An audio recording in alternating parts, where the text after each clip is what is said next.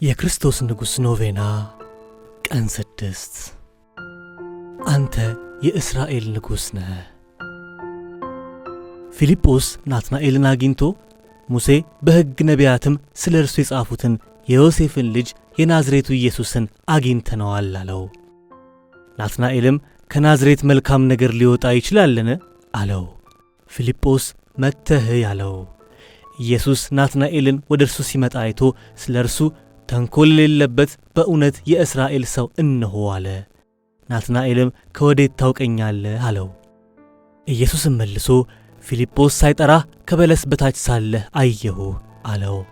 ናትናኤልም መልሶ መምህር ሆይ አንተ የእግዚአብሔር ልጅ ነህ፣ አንተ የእስራኤል ንጉሥ ነህ አለው። ኢየሱስም መልሶ ከበለስ በታች አየሁ ስላልኩ አመንህን? ከዚህ የሚበልጥ ነገር ታያለህ አለው። የዮሐንስ ወንጌል ምዕራፍ 1 ከቁጥር 46 እስከ 51።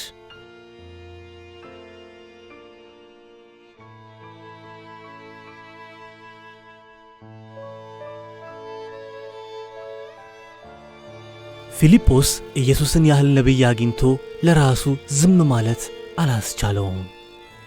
ይህ ደቀ መዝሙር በሕይወቱ ሁሉ ሰዎችን ወደ ኢየሱስ ሲያመጣ ሲያስተዋውቅና በመምህሩም ሲኮራና ሲመካ ይታያል።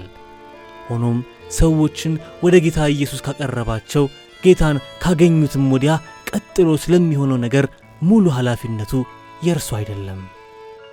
ሰዎች ስላላወቁ ስላላገኙና ስላልቀመሱ እንጂ አንዴ የጌታ ኢየሱስን ንጉሥነት ቢያውቁ ሕይወታቸው ፈጽሞ ተመሳሳይ አይሆንም።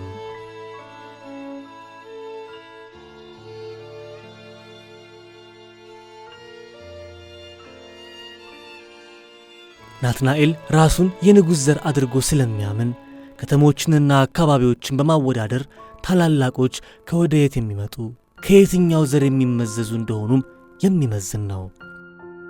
ኢየሱስን ከማግኘቱ በፊትም በራሱ ሚዛን ጌታውን አምጥቷል። ናትናኤል ከጌታ ኢየሱስ ጋር ተገናኝተው የጥቂት ደቂቃ ቆይታ ብቻ እንዳደረጉ ለሕይወቱ እስከ መጨረሻው የሚሆን ለውጥ ማድረግ የሚችልበትን ውሳኔ ንስሐ ለውጥ ማድረግ ችሏል። ርዕዮተ ዓለሙም ከቀድሞ ፈጽሞ የሚለይ ሆኖለታል።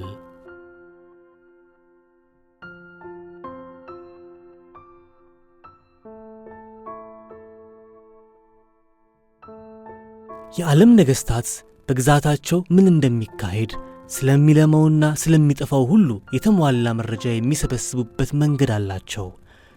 ቀኑ ሲመሽ በግዛታቸው ዳርቻዎች በከተማዎችና በማዕከልም ሁሉ እንዴት እንደነበር፣ ሲነጋም በሌሊት እንኳን አገር ድንበራቸው እንደምን እንዳደረ የሚያውቁበት የአስተዳደር መዋቅር አላቸው። ብርቱ ንጉሥ አገረ ድንበሩን፣ ሕዝቡን፣ ከብቱንና ሀብቱን፣ እርሻውንና ጎተራውን ሁሉ ደህና እንደሆነ ይመዝናል፣ ያውቃል። እግዚአብሔር የእኛ ንጉሥ ነው። ጌታችን ኢየሱስ ክርስቶስ የእኛ ንጉሥ ነው። እርሱ ፍጥረቶቹን የሚታዩና የማይታዩ ሁሉ፣ ሰውና ከብቱ፣ በሰማይ የሚበሩና በውሃ የሚዋኙ ሁሉ ሕይወታቸውን ይቆጣጠራል፣ ያያል፣ ይጠብቃል። የእርሱ ንጉሥነት እንደ ቃሉም መልካም እረኛ እንደሚያደርገው የመከላከል የመመገብና የመምራት ነው።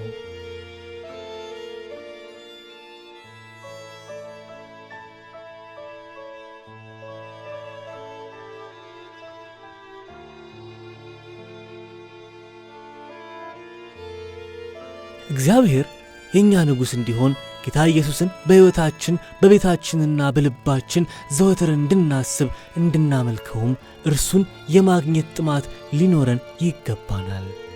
ሐዋርያው ናትናኤል ክርስቶስን አግኝቶ ከተነጋገረ ወዲያ ሙሉ ማንነቱን ከጌታ ኢየሱስ ፊት በመስገድ ንጉሴ በማለት እንደተለወጠ የእኛም ሕይወት በዚያ መልኩ ይለወጣል።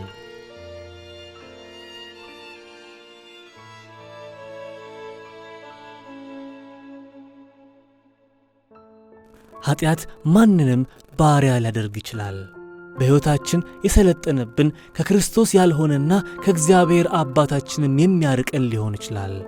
ልምዶቻችንና ውሎቻችን፣ ቋንቋዎቻችንና የልብ ሐሳቦቻችን ከመልካሙ መንፈስ ያልሆኑ ሲሆኑ በእውነቱ የምንመካበትን ያላወቅን አሳዛኞች እንሆናለን።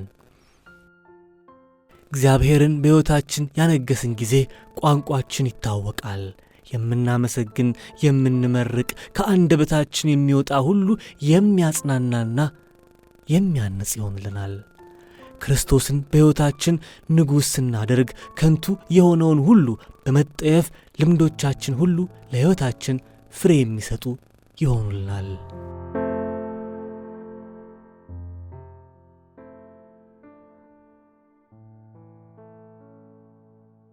በእግዚአብሔር መንፈስ የሚመላለሱ ከፍሬዎቻቸው ይታወቃሉና ምንም አይነት ስብከት ሳናደርግ ስለ ራሳችንም ሳንናገር ተግባራችን የብዙ መልካም ፍሬ ይሆንልናል።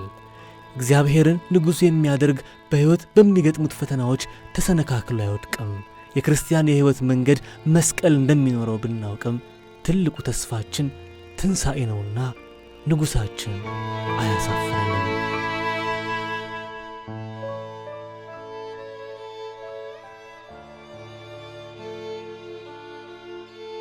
ናትናኤል በኢየሱስ ፊት ቀርቦ እንደተናዘዘ ሁሉ ራሳችንን ለንጉሥ ፊት እናዘጋጅ።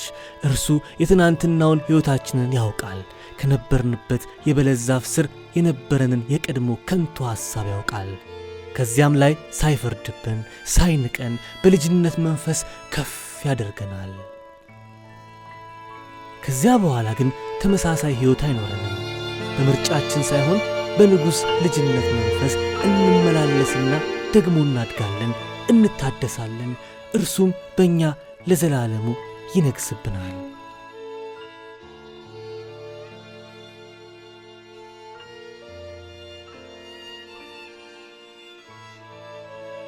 ጸሎት። እግዚአብሔር አባታችን ሆይ በሕይወታችን ሙሉ እንድትነግስ ዘንድ ልጅህን ሰጥተህናልና እጅግ አድርገን እናመሰግናለን። ቀድሞ የነበርንባቸውን ደካማ ማንነቶችና መታበዮች ሁሉ በታላቁ ምሕረትህ ይቅር በለን።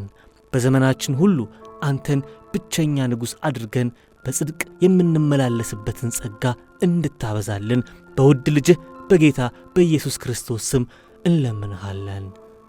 አሜን።